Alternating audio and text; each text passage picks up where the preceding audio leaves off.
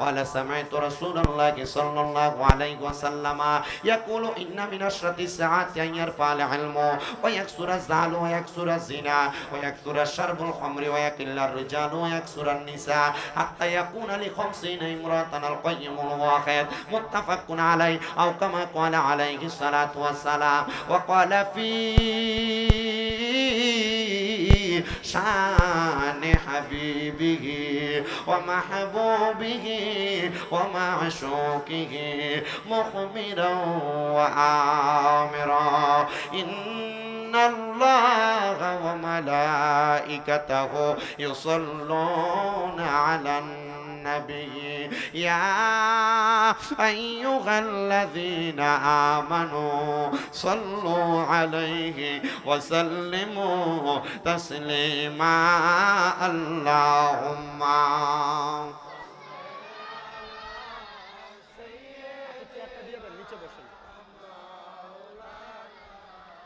محمد وعلى آله মাওল নবীজি আপনার ভালোবাসায় জীবনের গুনাহ জরে যায়। নবীজি আপনার ভালোবাসায় ওয়াইসাল করিনি জুব্বা পায় আল্লাহুম্মা সাইয়্যিদানা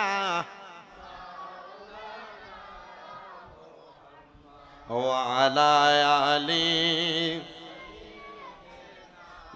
مولانا শিখাইয়া প্রেম খেলা কইলু কাইলা কামলেওয়ালা একবার দেখা দিয়া মিঠাও জালা মোহাম্মদিয়া রাসূলুল্লাহ আল্লাহুম্মা সাল্লি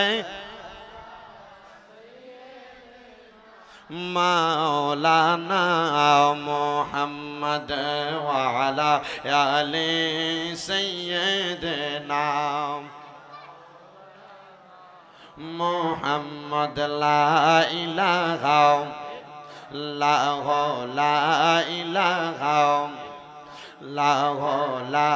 ইলাহা আল্লাহ আদম হাওয়া বানাইলা বলেন বেহেশতের মাঝে রাখিলা বলেন আদম হাওয়া বানাইলা আল্লাহ বেহেশতের মাঝে রাখিলা আবার হেকমতে গম দম খাওয়াইয়া হেকমতে গম দম খাওয়াইয়া দুনিয়াতে পাঠাইলা লা ইলাহা বসো না কেন লা ইলাহা লা গায়রে অনেক দূরে মদিনা আমরা কেমনে যাব জানি না। রানীকারের মানুষ মদিনা যাইতে চাই কি চাই না? কারা কারা যাইতে চাই ডান হাতরা তুলে আমার আল্লাহরে দেখায়। আল্লাহ সবাইরে একবার মক্কা মদিনা যাওয়ার তৌফিক দিক, জোরে কোন আমিন। আমার ভাইরা বাবারা বন্ধুরা গভীর মনোযোগ অন্তরের কান লাগান। কেন মদিনায় যাবেন? একটু অল্প সময় মদিনার ফজিলতের বয়ানটা আপনাদের কাছে করি রে বাবারা। মদিনা শরীফে যাওয়ার ব্যাপারে আল্লাহর নবী একটা হাদিসে মুবারাকা বলেন, মান যারা কবরি ওয়াজাবাত লাহু শাফাআতি ইয়াউমাল কিয়ামা। আমার নবী বলে, উম্মত যেই ব্যক্তি আমি নবীর রওজা মুবারক জিয়ারত করবে তার জন্য সুপারিশ করা আমি নবীর জন্য ওয়াজিব অত্যাবশ্যক হয়ে যায়। ইয়া রাসূলুল্লাহ, আপনি নবীর রওজা মুবারক জিয়ারত করলে আপনি আমাদের জন্য সুপারিশ করবেন, বুঝতে পারলাম। হে পর্দার অন্তরালের মা বোনেরা, হে আমার রানীকার এলাকার যুবক বন্ধুরা, মুরব্বী বাবারা, ছোট ছোট মাসুম বাচ্চারা, পর্দানশিনী মা বোনেরা, বর্তমান বাজার মূল্যে স্বর্ণ যদি কিনতে যান আপনি 2 লক্ষ 2,11,758 টাকা ভরি। কিন্তু বাবা মক্কা মদিনা যায় যদি আপনি উমরা হজটা করেন মাত্র 1.5 লাখ টাকা হলে মক্কা মদিনা যাওয়া যায়। কিন্তু আপনি মক্কা মদিনা চাইতেছেন না, কারণটা কি জানি না। আপনি আপনার সম্পদের বাহাদুরি বাড়াইলেন, টাকা বাড়াইলেন, সুন্দর জমি জামা কিনলেন, ঘর বানাইলেন। বাবারে অন্ধকার কবরে যখন যাবেন ওই কবরে আপনার বাড়িটার একটা ইটও খুলে দেওয়া হবে না। যেই দামি বিছানায় ঘুমান একটা দামি বিছানার বালিশও দেওয়া হবে না। তো কোন সন্তান রে আপনি এত সুন্দর করে খাওয়াইলেন পড়াইলেন, ওই সন্তান আপনার কবরে একটা বিছানা বিছিয়ে দিবে না। কারণটা কি? কারণ আপনার কবরের সঙ্গী আল্লাহর নবী কয় আমি নবী সাদাকে পছন্দ করি, সাদা দিয়া তোমরা তোমাদের মৃত ব্যক্তিদের কাফন দাও। নবী গো ওই কবরে আমার সাদা কাফন ছাড়া কিছু যাবে না। তার মানে আপনি নবী রওজা মুবারক যদি আমরা জিয়ারত করি আপনি নবী আমাদের জন্য সুপারিশ করবে। শুধু এইটা না রে মুরব্বী বাবা, এ রানীকার আদর্শ গ্রামের ভাই বাবারা, খানকা শরীফ মসজিদ এবং সমাজ এলাকার ভাই বাবারা একটু মনোযোগ দিয়া শুনবা। তোমার এই রানীকার এলাকার মসজিদের মধ্যে 1 ওয়াক্ত নামাজ যদি তুমি পড়ো, 1 ওয়াক্ত নামাজ পড়লে 1 ওয়াক্তে সওয়াব পাইবা। কিন্তু কবুল হয়েছে কি হয় না এটার কোনো গ্যারান্টি। আপনাদের কি কষ্ট হইতেছে? আজকে আপনারা বুঝতেছেন মানুষ অনুযায়ী মাহফিল অনুযায়ী জায়গাটা ছোট, কিন্তু যদি মোহাব্বত নিয়ে আপনারা শোনেন এই অল্প জায়গার মধ্যে মানুষ যেভাবে দাঁড়ায় আপনারা শুনতেছেন আপনাদের জন্য আমার কষ্ট লাগতেছে। তবুও আপনি যদি আপনার একটা মুসলমান ভাইকে বসার জায়গা করে দেন আমার মনে হয় আল্লাহ তাআলা হয়তো আমাদেরকে জান্নাতে একসাথে ভাবে বসার ব্যবস্থা করবেন। আলহামদুলিল্লাহ পড়েন। আরেকটা জিনিস ভালো লাগতেছে, এই রানীখারের মাহফিলে তো আমি এর আগে আরো অনেকবার আসছি। এদিকে কি বাড়ি যেন এখানে আসছিলাম 2 বার। এরপরে আমাদের রানীখার নুরি সাহেব পিসা হুজুরের এখানে আসছি 2 বার। এরপরে ওই যে এদিকে রানীখারের ভিতরে আরেকটা কোথায় যেন আসছিলাম, এখানে নিয়ে আমার 6-7 বার হয়ে গেছে রানীখার।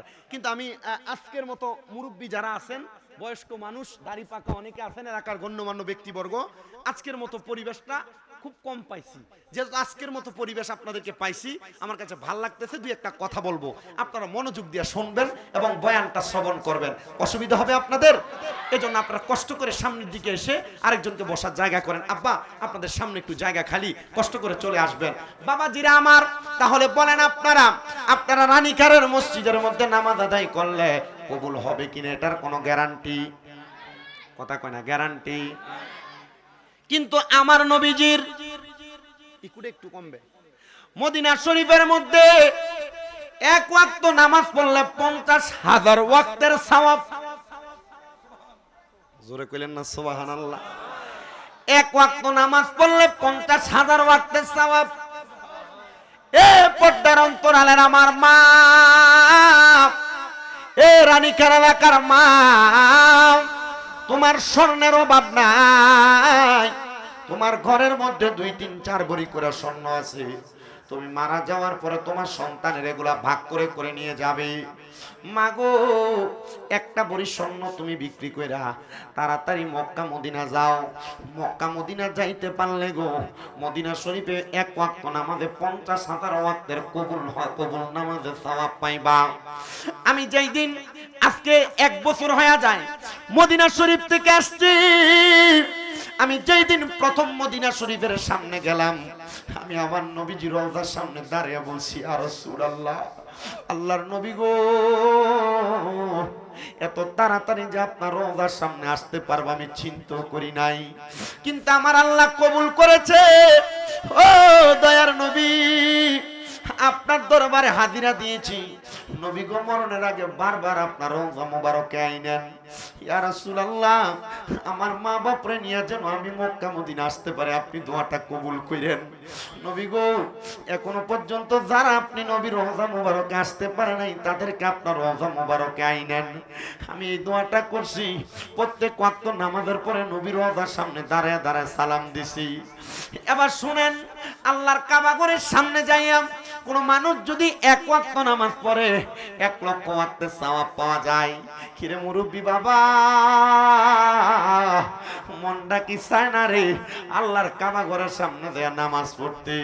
হাদিসে মুবারাকা পড়া দেখলাম কোন মানুষ যদি প্রথম জীবনে একবার মক্কা মদিনা যায়, মক্কায় যায়, মক্কার ঘরের সামনে যাইয়া কাবা শরীফটারে প্রথম দেইকা কোন দোয়া যদি করে আমার আল্লাহ তাআলা সাথে সাথে তার দোয়াটা কবুল করে নিবে। আল্লাহ যে মক্কার মধ্যে এক ওয়াক্ত নামাজ পড়লে 1 লক্ষ ওয়াক্তের সওয়াব পাওয়া যায়, যে মদিনাতে এক ওয়াক্ত নামাজ পড়লে 50,000 ওয়াক্তের সওয়াব পাওয়া যায়, বলেন সে মক্কায় আর মদিনা না দেখাইয়া মরণ দিও না, বলেন মক্কা মদিনা না। হে রানীকার এলাকার বাবা, আপনারা বলেন যে মক্কা মদিনা এত সওয়াব পাওয়া যায়, আমরা সবাই মক্কা মদিনা যাইতে চাই কি চাই না? যারা যারা যাইতে চাই জবান খুলে একটা তাকবীর দিবেন। নারায়ে তাকবীর, নারায়ে রিসালাত,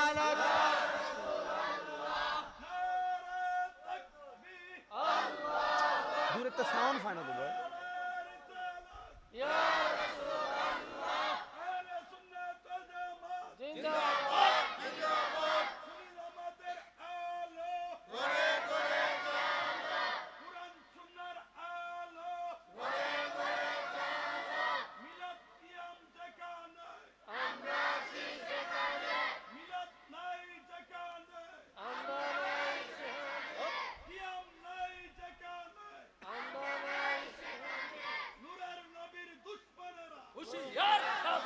সবাই জবান খুলে মুহাব্বতের আওয়াজে পড়েন আলহামদুলিল্লাহ।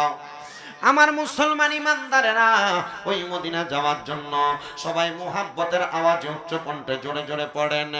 অনেক দূরে মদিনা আমরা কেমনে যাব জানি না, দয়াল আল্লাহ দয়া করেন, দয়া রেন নসিব করেন মদিনা, লা ইলাহা ইল্লাল্লাহ, লা ইলাহা ইলাহা ইল্লাল্লাহ মুহাম্মাদুর রাসূলুল্লাহ সাল্লাল্লাহু আলাইহি ওয়াসাল্লাম। আল্লাহুম্মা আমিন, আল্লাহুম্মা আমিন। আলহামদুলিল্লাহি রাব্বিল আলামিন, আসসালাতু ওয়াসসালামু আলা রাসূলিহিল কারীম। রব্বানা যালামনা আনফুসানা ওয়া ইন লাম তাগফির লানা ওয়া তারহামনা লানাকুনান্না মিনাল খাসিরিন। ইয়া ইলাহি রহম ফরমা, মুস্তাফা की वास्ते खोले दे दरवाजाए रहमत गदा की वास्ते, मबूदो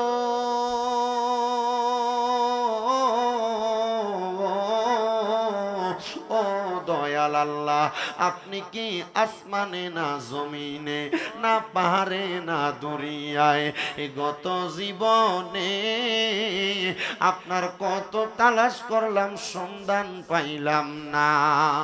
আল্লাহ বহু সন্ধানের পরে আজকে এই বিবারিয়া জেলার অন্তর্গত আখাউড়া থানাধীন রানীকার আদর্শ গ্রামের সকল কবরবাসীর মাগফিরাত কামনায় খানকা শরীফ মসজিদ এবং সমাজবাসীর উদ্যোগে ইসালে সওয়াব সুন্নি মুখা সম্মেলন সাজায়া আমার সঙ্গে ওলামায়ে কেরাম, হুফাজে কোরআন, বিশেষ করে দাড়ি পাকা মুরব্বী বাবারা, যুবক নওজোয়ান ভাইয়েরা, ছোট্ট ছোট্ট মাসুম বাচ্চারা, পর্দার অন্তরালের কত মা বোনেরা মুনাজাতে হাত বাড়াইছে। আল্লাহ, যার হাতটা তোমার কাছে মায়া লাগে, পছন্দ হয়, ওই হাতের উসিলায় আমরা প্রত্যেকের জীবনের গুনাহ তুমি আল্লাহ মাফ করে দাও।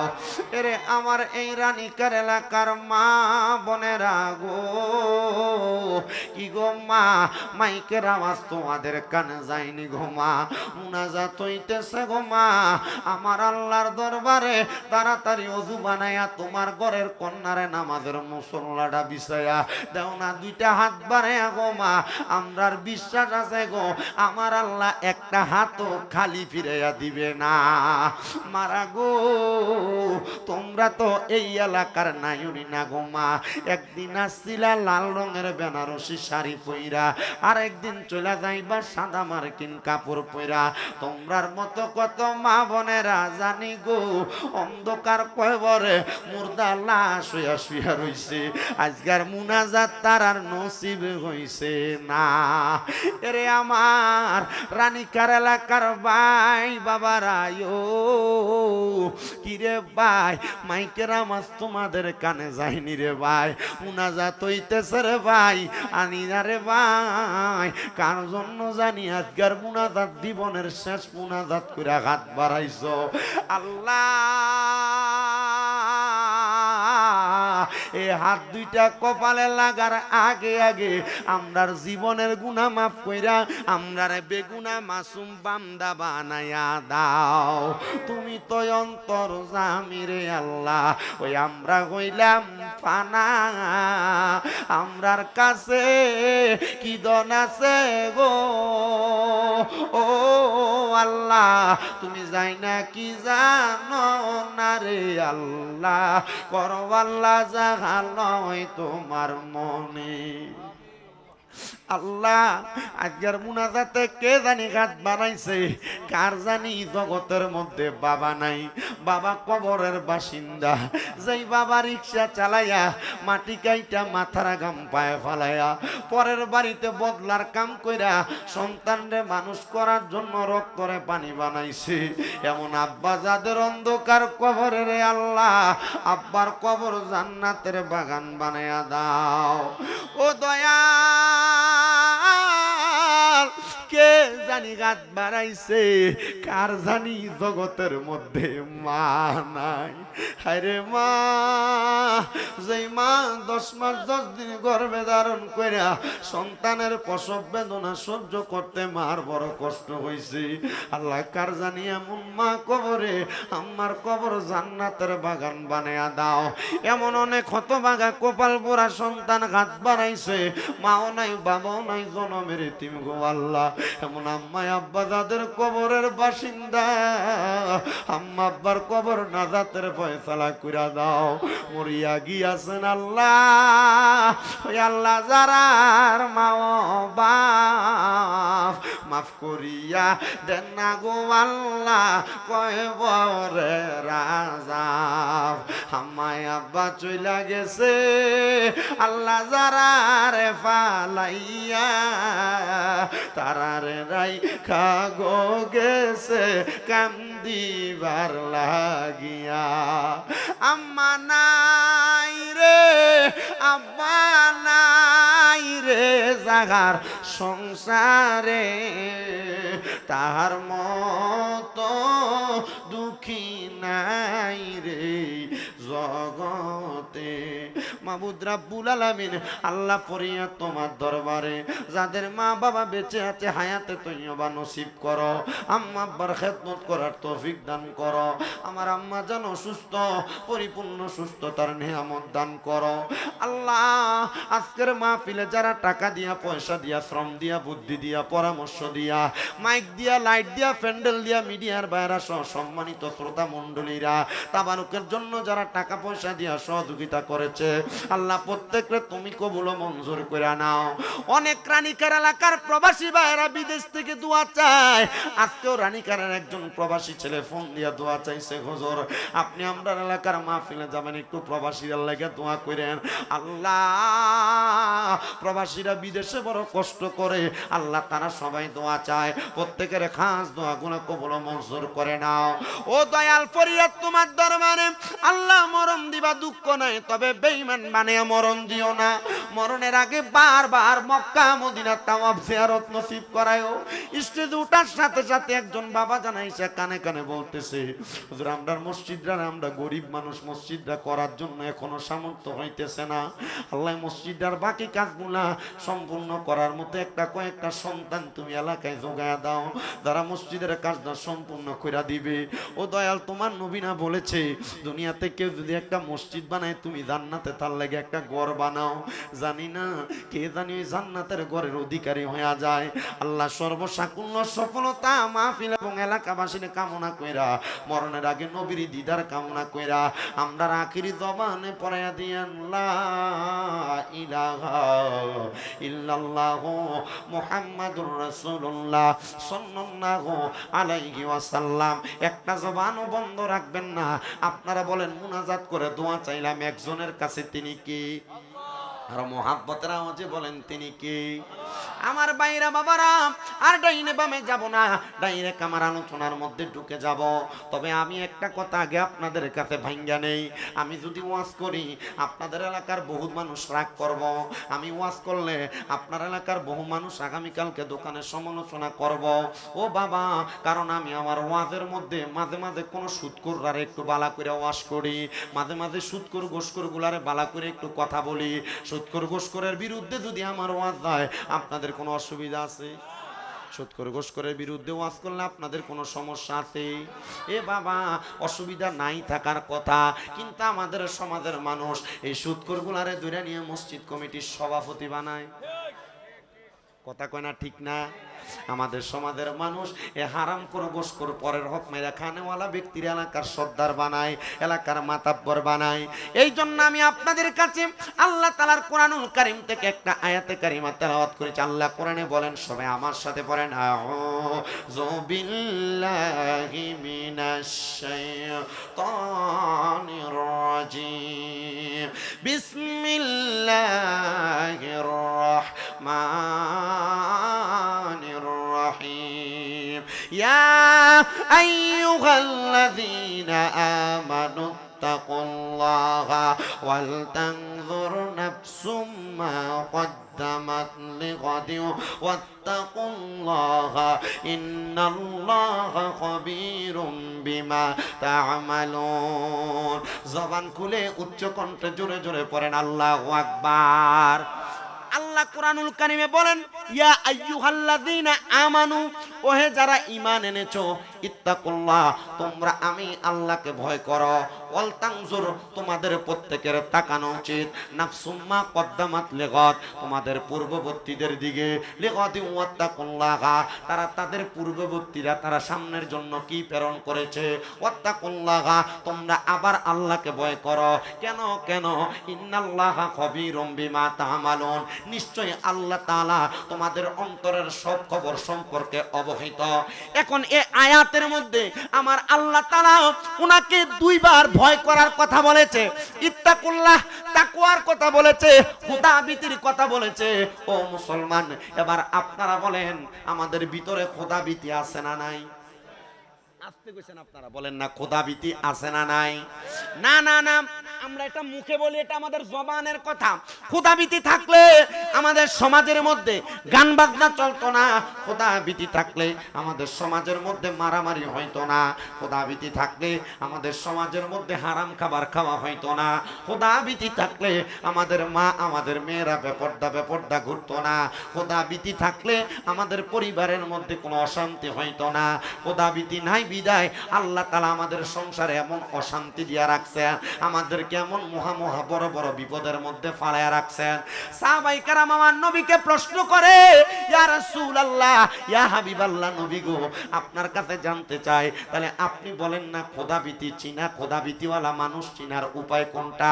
আমার নবী বলে, উম্মত, খোদাভীতিওয়ালা মানুষ চিনার উপায় হলো, এক নাম্বার, ওই ব্যক্তি যখন তোমাদের সঙ্গে কথা বলবে, এমন নমনীয়তার মাধ্যমে কথা বলবে, তার ব্যবহারে মনে হবে তার জবান থেকে মুক্তা ঝরতেছে। ইয়া রাসূলুল্লাহ, বর্তমান সমাজে পাওয়া বড় কঠিন, আমাদের কথা বড় কঠিন, আমাদের জবান বড় কঠিন, আমরা কথায় কথায় উগ্রতা প্রকাশ করি।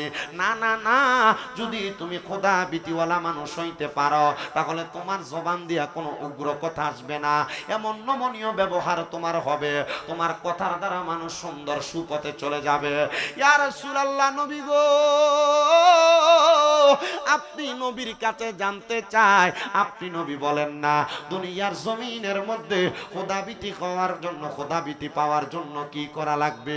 আমার নবী বলে, এক নাম্বার, দুনিয়ার জমিনের মধ্যে থাকা অবস্থায় 5 ওয়াক্ত নামাজকে জামাতের সাথে আদায় করা লাগবে।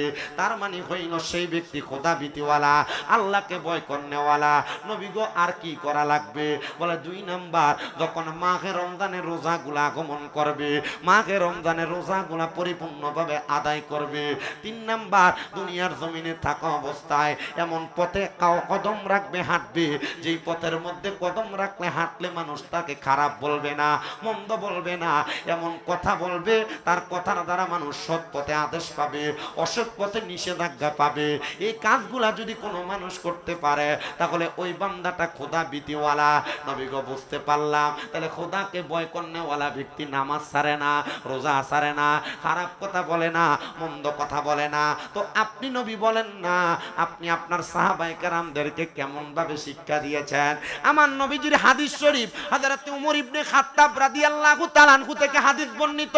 তিনি বলেন, আমি একদিন আমার নবীজির দরবারে আসতেছিলাম, এমন টাইমে আমার নবীর একজন সাহাবী যার নাম হযরত সালমান ফারসি রাদিয়াল্লাহু তাআলা আনহু, যার বয়স ছিল 200 বছরের চাইতে আরো বেশি। 500 বছরের চাইতে বেশি? আপনি চিন্তা করছেন 200 বছর হায়াত আমরা মুরব্বীরা পায়? বর্তমান জামানায় বেশি থেকে বেশি 110 বছর মুরব্বী দেখা যায়। আমি দেখছি অল্প কিছুদিন হয়। আমার নবীজি ডাক দিয়ে বলেন, 200 বছরের সাহাবী হযরত সালমান ফারসি রাদিয়াল্লাহু তাআলা আনহু থেকে হাদিস বর্ণিত। তিনি বলেন, একদিন হযরত ওমর ইবনে খাত্তাব রাদিয়াল্লাহু তাআলা আনহুর গাল মুবারক এবং চোখ মুবারকগুলা বড় লাল দেখা যায়। আমার নবীজির সামনে আগমন করলেন। আগমন করার সাথে সাথে আমার নবীজি সালমান ফারসি এবং হযরত ওমরে ফারুকের দিকে তাকাইলেন।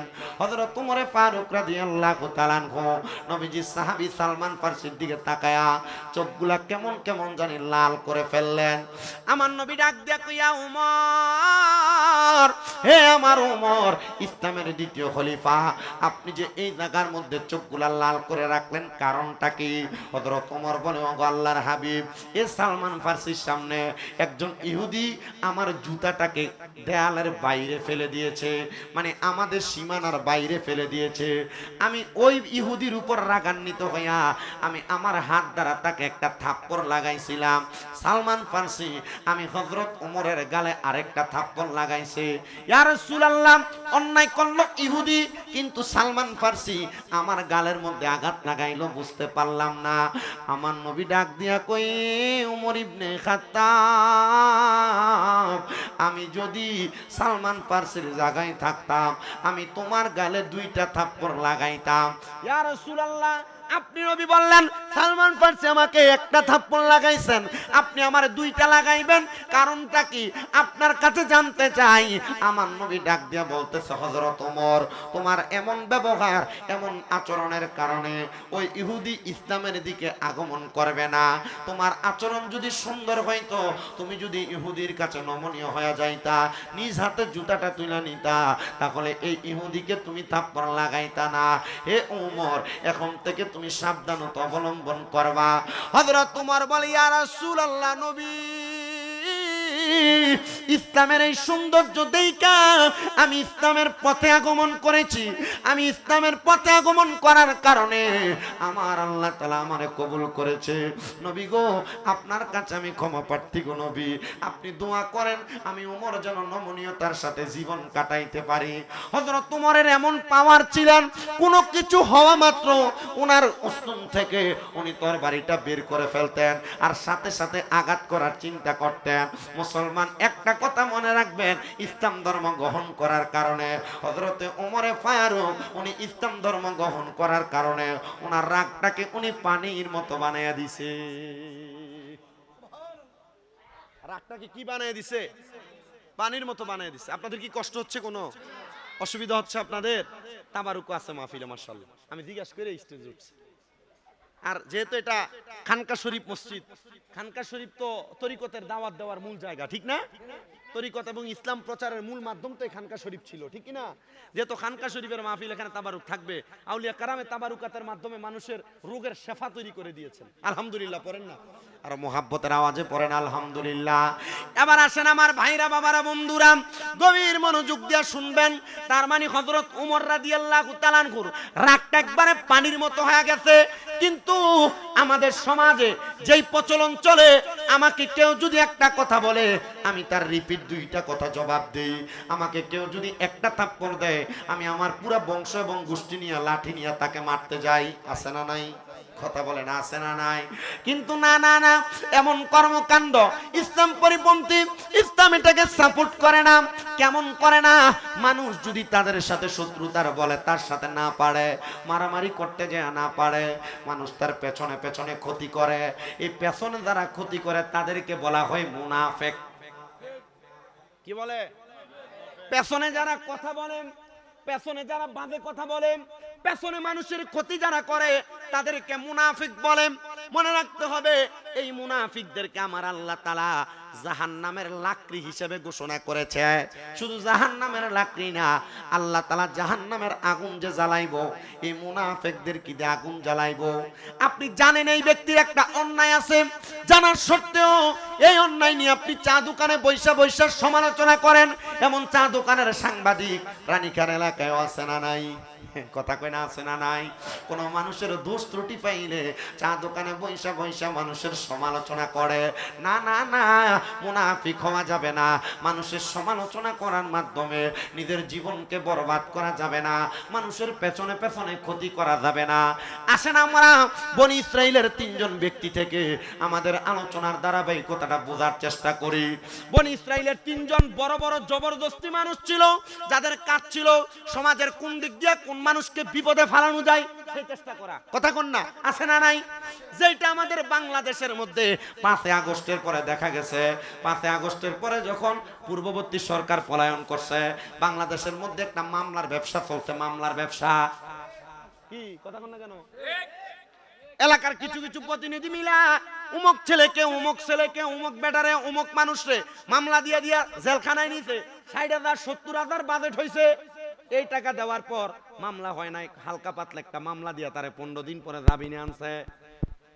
আপনারা কোন তো কথাটা সত্য না মিথ্যা? আপনাদের এলাকায় কি চলছে জানি না, আমার কুমিল্লাতে এগুলো চলছে।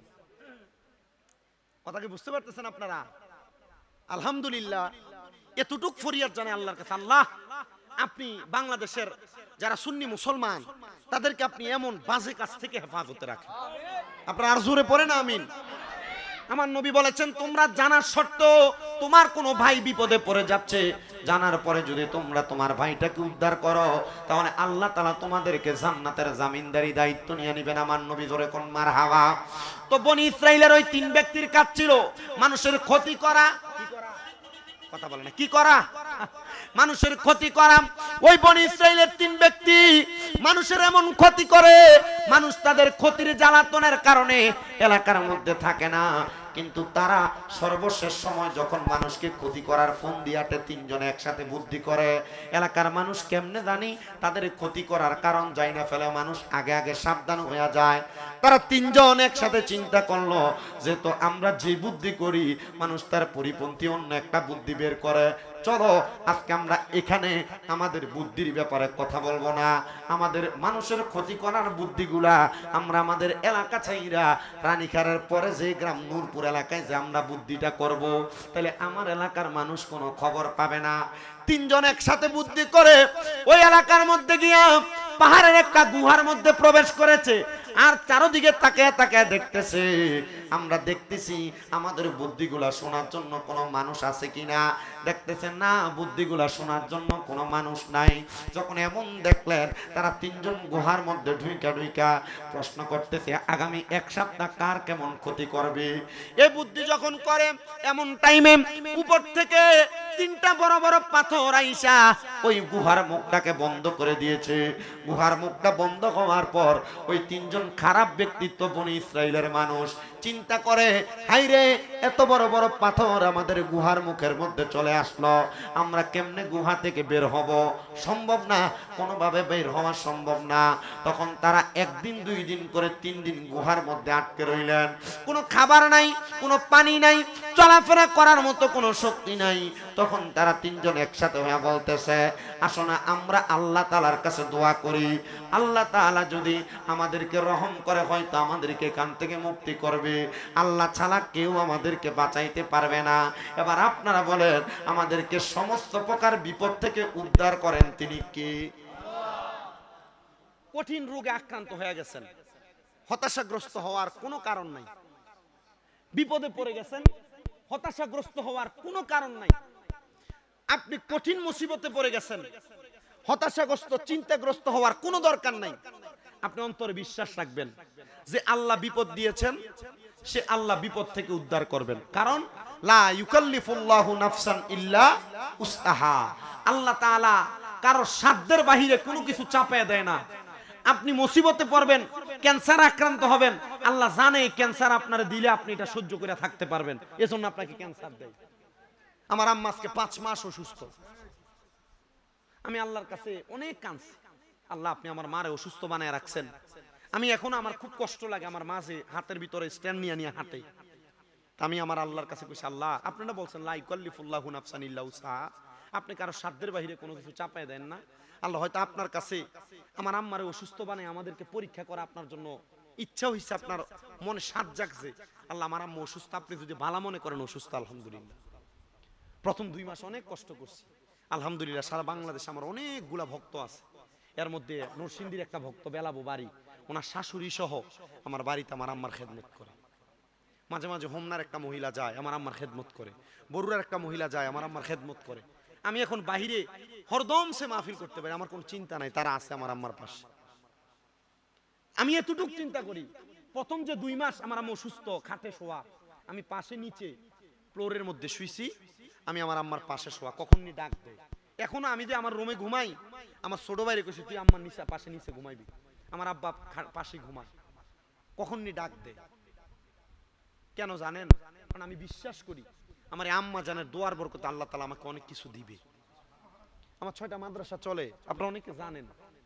আমি এতটুক বিশ্বাস করি মরার পর আল্লাহ তাআলা এটার জন্য আমাকে আলাদা একটা নিয়ামত দিবে। কি আপনারা কি নিয়ামত চান না?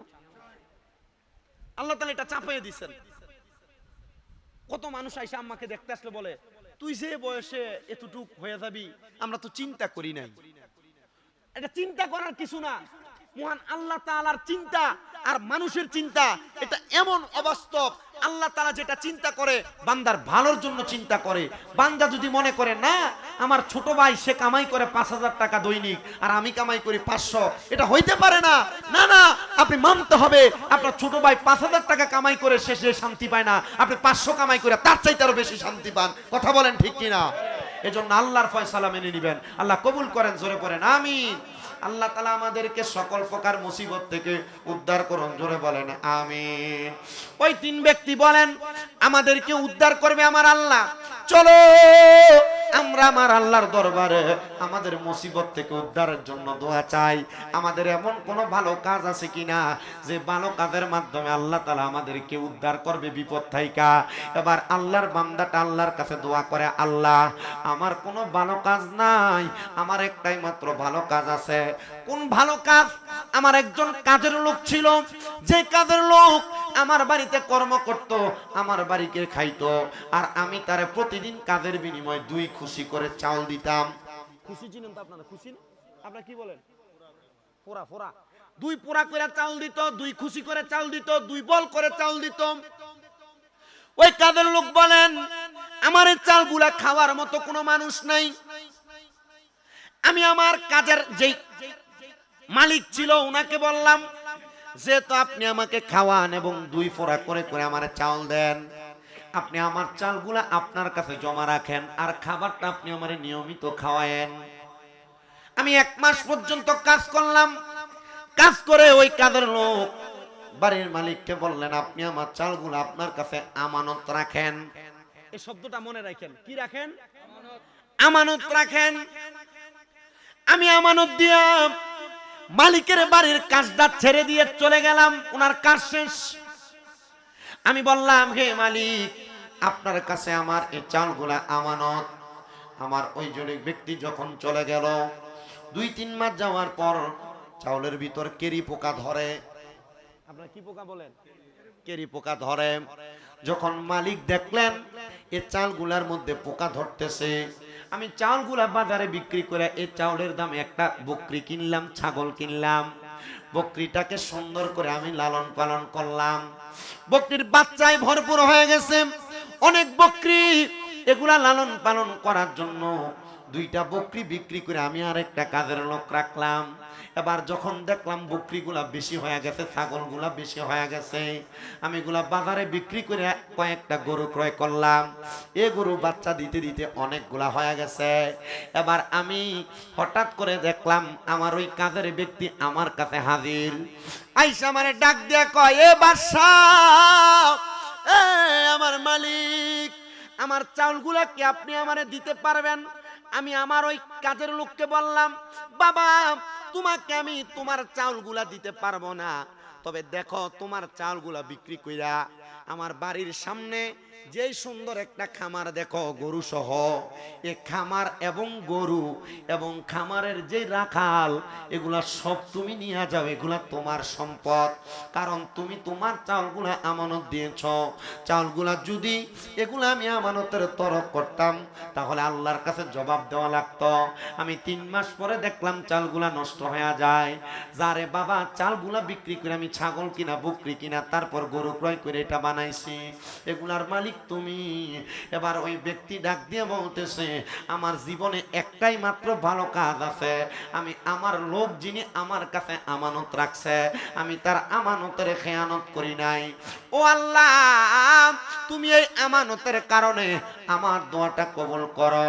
আমার আল্লাহ এত দয়ার আল্লাহ, আমানতের কারণে ওই ব্যক্তির ঘরের ওই ব্যক্তির গুহার সামনে যেই 3টা পাথর আসছে, আল্লাহ একটা ভালো কাজের বিনিময় গুহার সামনে থেকে ওই একটা পাথর সেখান থেকে সরায় আনিছে।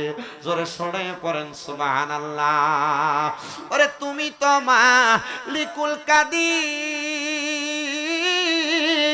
আরে বানাও কত বাদশারে ফকির, এসবে তোমার কুদরতেরই দান। আল্লাহ পরওয়ার গুনাহ খাতা মাফ করো আমার, বলেন গুনাহ খাতা মাফ করো আমার। আল্লাহ পরওয়ার গুনাহ খাতা, ওরে না যাই না কইরাছি গুনাহ মাফ কইরা দাও সাইরা আব্বানা। তুমি সারা কেয়া সেই আমার আল্লাহ, তুমি সারা কেয়া সেই আমার। হাইরে তুমি যদি মাফ না করো যাইবই আমরা কারো দারে, দয়া কইরা দয়া করবেন দান। আল্লাহ পরওয়ার গুনাহ খাতা মাফ করো আমার, বলেন গুনাহ খাতা মার। আল্লাহ পরওয়ার গুনাহ খাতা মাফ করো আমার। তোমার যত বান্দায় আছে নারী বলো পুরুষ বলো ইবাদত করে যে তোমার, হাইরে নারী পুরুষ বান্দা যত তুমি আল্লাহ ক্ষমা করো, দয়া কইরা ক্ষমা করবেন দান। আল্লাহ পরওয়ার গুনাহ খাতা মাফ করো আমার, বলেন গুনাহ খাতা মাফ করো আমার। আল্লাহ পরওয়ার গুনাহ খাতা মাফ করো। বাজানো ও আমার রানীকার এলাকার পর্দার অন্তরালের মা বোনেরা, এবার আল্লাহ তাআলা গুহার মুখে পাথর দিয়েছিল কয়টা? কথা বলেন না কয়টা? 3টা পাথর দিয়ে আটকে দিছে। একটা ভালো কাজ আমানত রক্ষা করেছে। কি রক্ষা করছে? বহু এলাকার মধ্যে খবর নিয়ে দেখা যায় মানুষের কাছে মানুষ যদি 2-3 টাকা 1 লাখ টাকা 50,000 10,000 টাকা হাওলাত নেয়, হাওলাতের টাকাই বুঝে দেয় না আমানত রক্ষা করব কেমনে। আবার আমাদের এলাকার কয়েকটা মসজিদের খবর নিয়ে দেখলাম মসজিদ কমিটির অনেক সভাপতি সেক্রেটারিরা মসজিদের টাকা নিয়ে তারা বাজার খরচা করে খায়। 20,000 50,000 টাকা মসজিদের হিসাব দিতে পারে না। এবার আপনারা বলেন এমন ছোট্ট মার্কা সেক্রেটারিও বাংলাদেশে আছে না? না, মসজিদের টেহা মেরে খায়, এগুলা আছে। আমানত রক্ষা করা এটা বড় নিয়ামত। কি নিয়ামত? আল্লাহর নবী বলেন দুনিয়াতে কোনো মানুষ যদি কোনো মানুষের আমানত রক্ষা করে আমি তার জান্নাতের আমানতদারি নিলাম। কিসের আমানতদারি? জান্নাতের আমানতদারি নিয়েছেন রাসূল। তা আপনারা আমানত রক্ষা করবেন। আপনার কাছে কেউ 10 টাকা রাখলো, আপনার কাছে 10 টাকা আর পায় না, 10 টাকার নোট দেয় 5টা, পরে আপনি 5 টাকা আদলি দেন, তার মানে বোঝা যায় এটা আমানত না। আমানত কোনটাকে বলে? টিস্যুর বক্স ঠিক এমন যেভাবে দিছে এভাবে তাকে ফেরত দেওয়া। এটাকে কি বলে?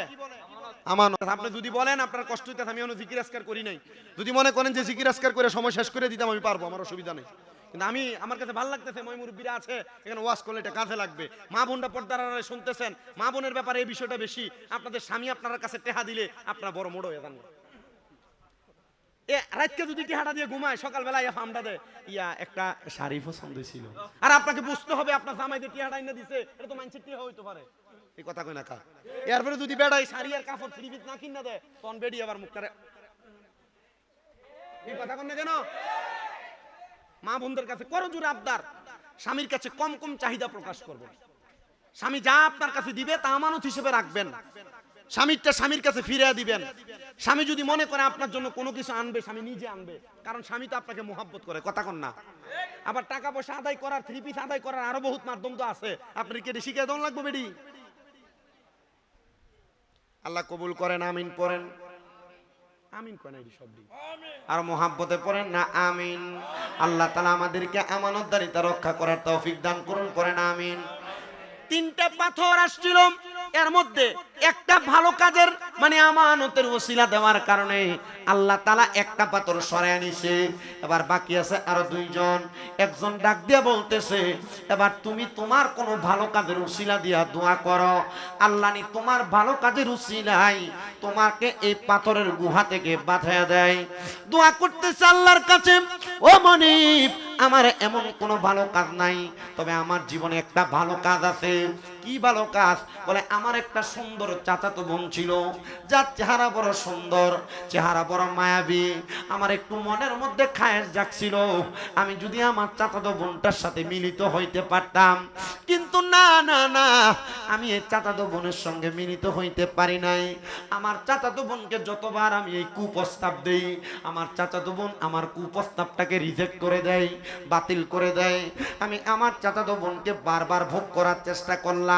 হঠাৎ করে একদিন গভীর রজনীতে আমার চাচাতো বোন আমার কাছে আগমন করলো, আইসা আমার ডাক দিয়ে কয়, ভাই আমাকে তুমি 100 দিরহাম আমাকে হাওলাত দাও, ধার দাও। বলে আমি তোমাকে একটা কারণে, একটা মাধ্যমে 100 দিরহাম ধার দিতে পারি তোমার প্রয়োজন মেটানোর জন্য, তবে শর্ত হলো তুমি আমার সঙ্গে একটা রাত্রি যাপন করা লাগবে। নাউজুবিল্লাহ বলেন, মোহাব্বতে পড়েন না নাউজুবিল্লাহ। এক রাত্র তুমি আমার সাথে যাপন করা লাগবে। এবার এই কথাটা শোনার সাথে সাথে চাচাতো বোনটা রাগ দিয়ে বলতেছেন, আমার ভাইজান, আমার টাকাটা বড় প্রয়োজন, যেহেতু আপনি আমার একটা শর্ত জুড়ে দিয়েছেন। হ্যাঁ হ্যাঁ যান, আমি আপনার শর্ততে রাজি হয়ে গেলাম, আমি আপনাকে আপনার সঙ্গে 60টা রাত্র কাটায় দিব। এবার চাচাতো বোন তার কাছ থেকে 100 দিরহাম নিয়ে তার বাড়িতে চলে গেলেন। পরের দিন রাত্রবেলা সকাল সকাল চলে আসতেন ওই ব্যক্তির সঙ্গে রাত্র কাটানোর জন্য। চাচাতো ভাইটা যখন তার উপরে ঝাপটায় ঝাপটায় পড়ল, উনি ডাক দিয়ে বলতেছে, আমার চাচাতো বোন আমার কাছে আবদার করেছে হাত জোর কইরা, ওগো ভাই, আপনি কি আমার আল্লাহরে ভয় করেন না? আপনি আমার আল্লাহরে ভয় কইরা আমার ইজ্জতটাকে আপনি রক্ষা করেন, আমার ইজ্জত আপনি নষ্ট করবেন না। আমি জানি আপনি এই দুনিয়ার জমিনের মধ্যে আমাকে ভোগ করতে চাইলে এখনই পারবেন, তবে আল্লাহরে ভয় কইরা আজকের জন্য আপনি আমারে ছাড় দিয়া দেন। আমার চাচাতো বোন এই কথাটা বলার সাথে সাথে আল্লাহকে ভয় কইরা আমি আমার চাচাতো বোনকে ছাড় দিয়া দিলাম। আমার জীবনে আর কোনো ভালো কাম নাই, এই একটাই মাত্র ভালো কাম আছে। ওগো আল্লাহ, এই ভালো কাজটার উসিলায় তুমি আমারে মাফ করে দাও। আমার আল্লাহ তাআলা এমন কুদরতি একটা আকাশের মধ্যে আচমকা আওয়াজ দিয়া ওই গুহার মুখ থেকে দ্বিতীয় পাথর সরাইয়া দিছে। কোন সুবহানাল্লাহ। এ রানীকার এলাকার যুবক, এ মুরব্বী বাবা, পর্দার অন্তরালের মা বোনেরা, তোমার সামনে অনেক গুনাহ করার সুযোগ, তবে যদি তুমি গুনার কাছ থেকে ফিরে আসতে পারো, আল্লাহ তাআলা তোমার বড় বড় মুসিবত দূর করে দিবে, বড় বড় রোগ মাফ করে দিবে। বড় বড় গুনাহ থেকে তুমি যদি বাইচে আসতে পারো, আল্লাহ তাআলা তোমার সকল সমস্যা সমাধান করে দিবে। বলেন সুবহানাল্লাহ। আল্লাহ, ও গো আল্লাহ, ক্ষমা করে দাও, মাফ করে দাও। বলেন আল্লাহ, ও গো ক্ষমা করে দাও, মাফ করে দাও। যত দিনে জীবন বিনা বাঁচিবে সুপথে চালাও মাফ করে দাও বলেন আল্লাহ ও গো আল্লাহ ক্ষমা করে দাও মাফ করে দাও তোমাকে না দেখিয়া তোমাকে না চিনিয়া ঈমান এনেছি তবুও তোমাকে না চিনিয়া তোমাকে না দেখিয়া ঈমান এনেছি তবুও সেই উসিলাই রহমত দয়া বিলাও বলেন সেই উসিলাই রহমত দয়া বিলাও ক্ষমা করে দাও মাফ করে দাও বলেন আল্লাহ ও গো আল্লাহ ক্ষমা করে দাও মাফ করে দাও কাউকে ডরি না কাউকে ভয় না ভালোবাসি মোরা শুধু তোমাকে সেজদা করে মোরা শুধু তোমাকে কাউকে ডরি না কাউকে ভয় না সেজদা করে মোরা শুধু তোমাকে সেই উসিলাই রহমত দয়া বিলাও সেই উসিলাই রহমত দয়া বিলাও ক্ষমা করে দাও মাফ করে দাও একটা জবান বন্ধ রাখবেন না জবানটা ছেড়ে দিয়ে জোরে পড়েন আল্লাহু আকবার এ রানীকার এলাকার বাবারা এ মুসলমান ইমামদারেরা এবার আল্লাহর বান্দা দুইজনের দুয়ার কারণে গুহার মুখের দুইটা পাথর সরে গেছে এবার তৃতীয় ব্যক্তিকে ডাক দিয়ে বলে তোমার জীবনে এমন কোন ভালো কাজ আছে নাকি যেই ভালো কাজের কারণে আল্লাহ তাআলা আমাদের সবাইকে এখান থেকে উদ্ধার করে দিবে যেহেতু দুইজনের দুইটা ভালো কাজের দোহাই দেওয়ার কারণে আল্লাহ দুইটা পাথর সরিয়ে দিছে আমাদের বিশ্বাস গো আর একটা ভালো কাজের দোহাই দিলে আল্লাহ তাআলা আমাদেরকে এখান থেকে উদ্ধার করে নিবে হায় রে আমার বাবা ওই ব্যক্তি ডাক দিয়ে বলে আমার জীবনে এমন কোনো ভালো কাম নাই তবে আমার একটা ভালো কাম আছে আমার বাড়িতে একটা বৃদ্ধ মা আছে কথা কয় না কি আছে আমার বাড়িতে একটা বৃদ্ধ মা আছে ওই বৃদ্ধ মা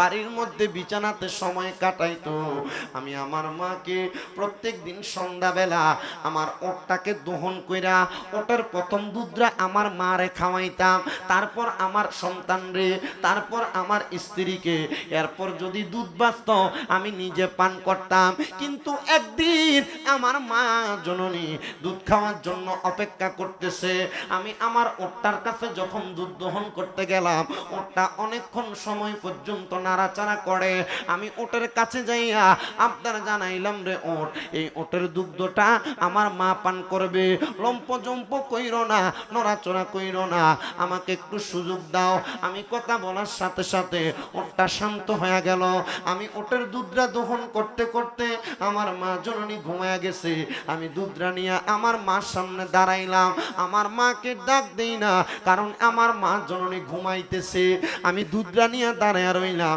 কিন্তু পাশের ঘরে আমার ছোট বাচ্চাটা কান্না করে আমার একটা নিয়ম আমি আমার মারে না খাওয়াইয়া এই দুধটা আমার সন্তানরে খাওয়াইতাম না আমার মারে না খাওয়াইয়া আমি এই দুধটা আমার স্ত্রীরে খাওয়াইতাম না আমার মারে না খাওয়াইয়া আমি সন্তান নিজে খাইতাম না যখন আমার সন্তান কান্দে আমি আমার মার জন্য অপেক্ষা করলাম সকালবেলা যখন আমার মা ঘুম থেকে জাগ্রত হয়ে গেছে আমি আমার মাকে আগে দুধ পান করাইলাম তারপর আমার সন্তানকে তারপর আমার স্ত্রীকে এরপর আমি নিজে পান করলাম আমার মা আমার মাথার মধ্যে হাতটা বুনে দিয়ে দোয়া করছে আল্লাহ ও আল্লাহ আমার সন্তান আমার জন্য ঘুম থেকে জাগ্রত না কইরা আমার কষ্ট হবে মনে কইরা আমার সন্তান এই জায়গার মধ্যে দুধ পান করে নাই দোয়া করলাম আল্লাহ তুমি আমার সন্তান রে মুসিবত থেকে উদ্ধার কইরো ও আল্লাহ, আমার কাছে আর কোনো দোয়া নাই, একটা মাত্র ভালো কাজ আছে, আমি আমার মারে দুধ পান না করাইয়া অন্য মানুষকে দুধ পান করাইতাম না। আল্লাহ গো, এই দোয়াটার কারণে তুমি আমাকে এখান থেকে উদ্ধার করো। তিন ব্যক্তি বলে এই তিনটা দোয়া করার কারণে আল্লাহ তাআলা গুহার মুখ থেকে বড় বড় পাথর সরাইয়া দিছে। আমরা গুহা থেকে বাহির হইয়া আল্লাহর দরবারে একটা সিজদা দিয়া ডাক দিয়া বললাম, আল্লাহ আমরা যে পাপ করেছি, মানুষের গীবত করেছি, মানুষের ক্ষতি করতে চাইছি, ও আল্লাহ আমরা জানি গো আপনি আমাদেরকে শাস্তি দেওয়ার জন্য এই গুহার মধ্যে আটকা পড়ায়া রাখছেন। আল্লাহ এখন থেকে তওবা করি গো আল্লাহ, আর কোনোদিন গুনার কাজ করব না, আর কোনোদিন গুনার কাজ করব না, পরের ক্ষতি করব না, পরের হক নষ্ট করব না, মানুষের নামে গীবত করব না, মানুষের নামে মিথ্যা মিথ্যা কথা বলবো না। আল্লাহ গো, এবার কি আপনি আমারে মাফ দিবেন নি? আল্লাহর নবী কয়, হ্যাঁ আমার আল্লাহ তাআলা মাফ দেয়। কেমনে মাফ দেয় বান্দা জানো? কেমনে মাফ দেয় বান্দা জানো?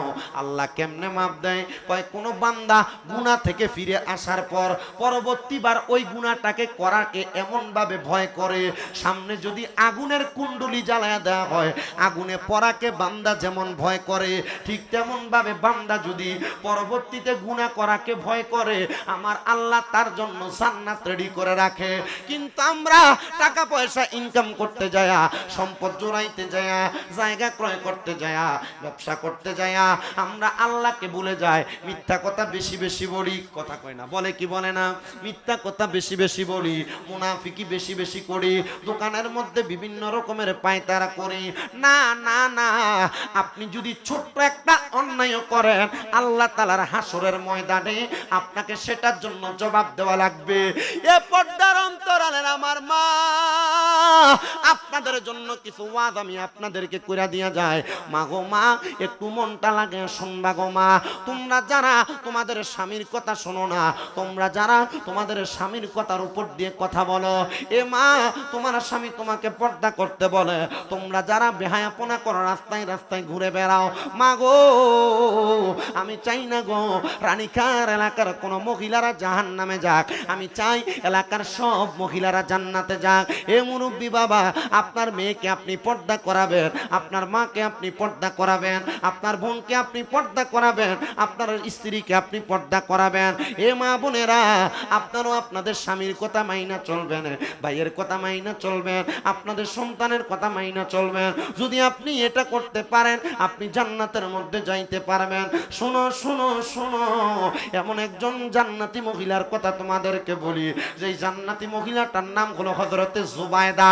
যেই জুবাইদা দুনিয়ার জমিনের মধ্যে তার জিন্দেগিটা আরাম আয়েশের মধ্যে কাটাইছে, কিন্তু জুবাইদা যেই দিন শুনতে পাইলো আল্লাহর কোরআনে আমার আল্লাহ বলেছে, লা ইয়াস্তাবি আসহাবুন নারি ওয়া আসহাবুল জান্নাহ, আসহাবুল জান্নাতি হুমুল ফাইজুন। জবান খুলে জোরে জোরে বলেন না আল্লাহু আকবার। আল্লাহ তাআলা কোরআনুল কারীমের মধ্যে বলেছেন, জান্নাতি এবং জাহান্নামীরা একরকম নয়।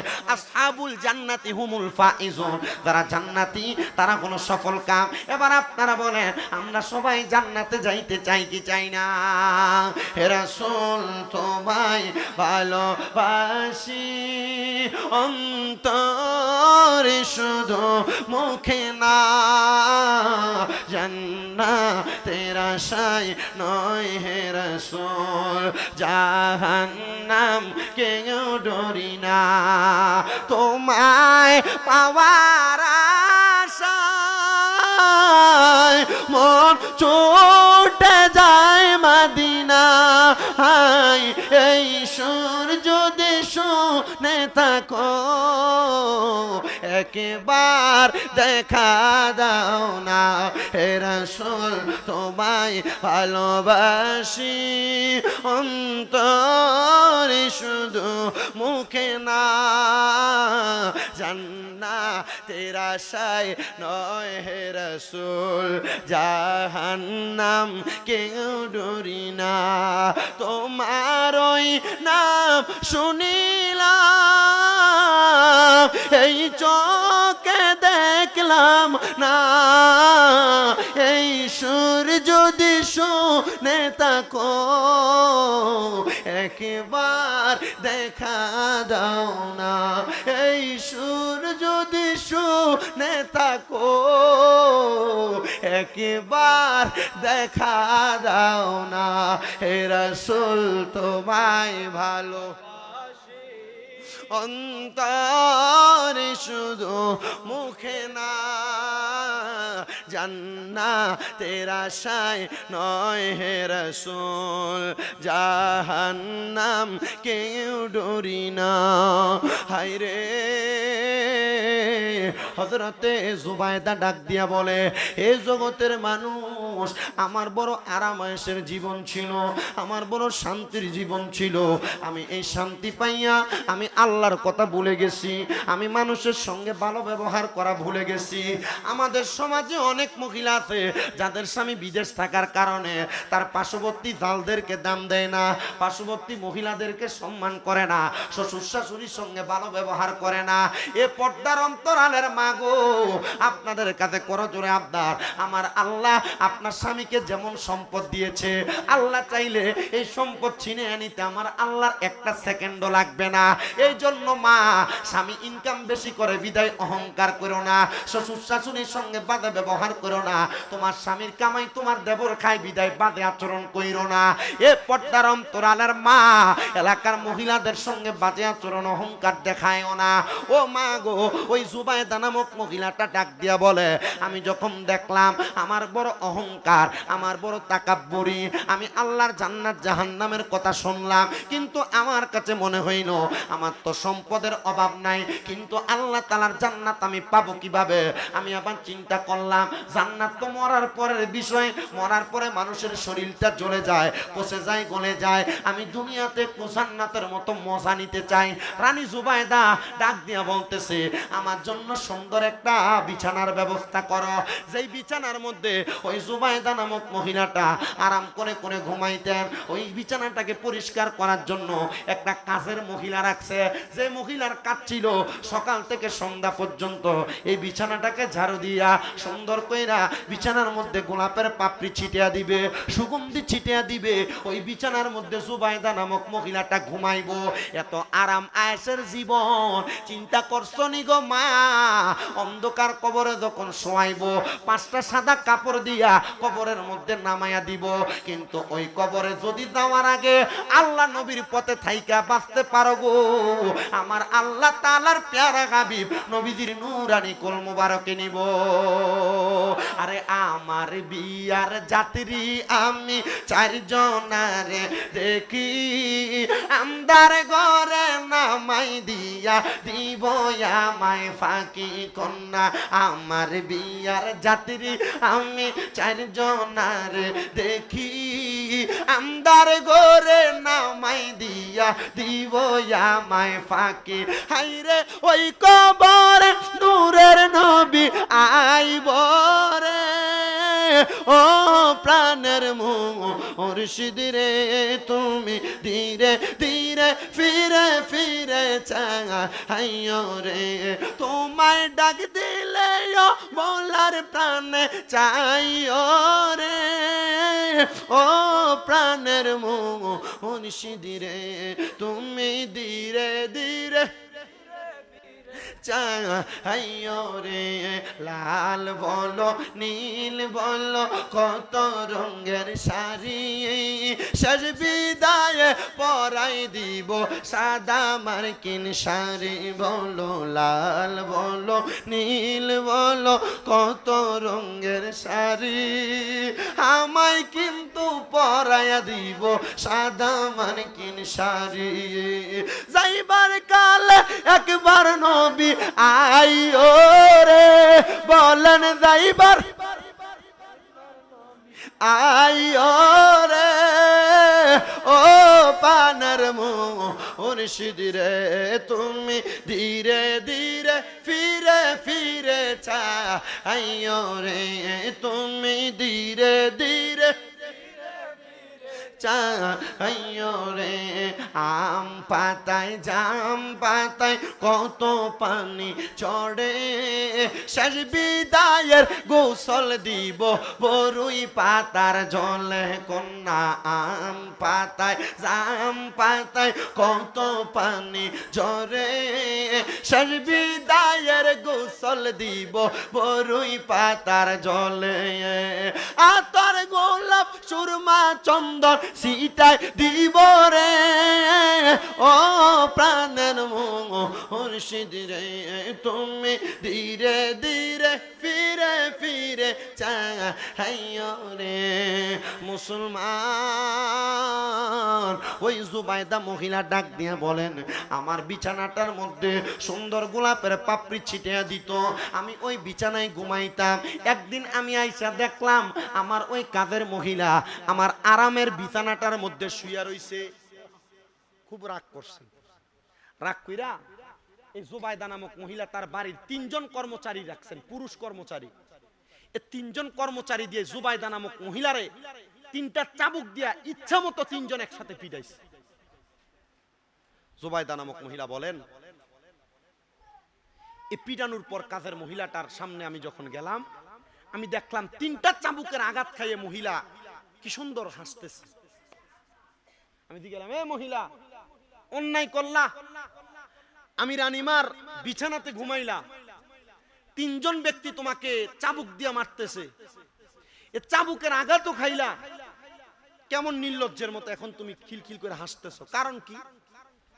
কাজের মহিলা ডাক দিয়ে বলে, জুবাইদা, আমি যদি অল্প কিছুক্ষণ সময় আপনার বিছানাতে ঘুমানোর কারণে আপনি আমার 3টা কর্মচারী রাইখা চাবুক দিয়ে বাইরান, জুবাইদা আপনি তো সারা জীবন এই বিছানায় ঘুমাইছেন, আচ্ছা আপনি চিন্তা করেন তো আল্লাহ আপনারে কয়জন ফেরেশতা দিয়ে পিটাইবো? আমি এই কথা চিন্তা করে হাসি, আমি আমার এই বিছানায় ঘুমানোর শাস্তি দুনিয়াতে পাইতেছি, আর আপনি মরার পরে কবরে পাইবেন। আপনি মরার পরে কোথায় পাবেন? আচ্ছা দুনিয়াতে শাস্তিটা বালা না কবর ওই বালা? আল্লাহ যারা মুমিন বান্দা তাদেরকে দুনিয়াতেই কষ্ট দিয়ে নিয়ে যায়, আর জান্নাতে তাদেরকে জান্নাতের নিয়ামত খাওয়ায়। কেন? কয় লাহুমুল বুশরা ফিল হায়াতিদ দুনিয়া ওয়াল আখিরা। যারা জান্নাতি, যারা মুমিন, তাদের জন্য সুখবর দুনিয়া এবং আখিরাতে। আপনারা বলেন এই দুনিয়া এবং আখিরাতের ভয় আমাদের আছে না নাই? দুনিয়া আখিরাতের ভয় থাকলে ফজরের সময় কি নাক টেনে ঘুমায় না মসজিদে যায়? দুনিয়া আখিরাতের ভয় থাকলে 5 ওয়াক্ত নামাজ কি পড়ে না ছাড়ে? দুনিয়া আখিরাতের ভয় থাকলে রোজা রাখে না ছাড়ে? দুনিয়া আখিরাতের ভয় থাকলে সবাই সব কাজ করে, কিন্তু কবরের ভয় আপনার নাই। ও আব্বা, কবরের প্রথম রাতে আপনার এমন অবস্থা হবে, 2টা ফেরেশতা আপনার সামনে আসলে অন্ধকার কবর নূরের আলোতে ঝলমল করবে যদি ইমানদার হন।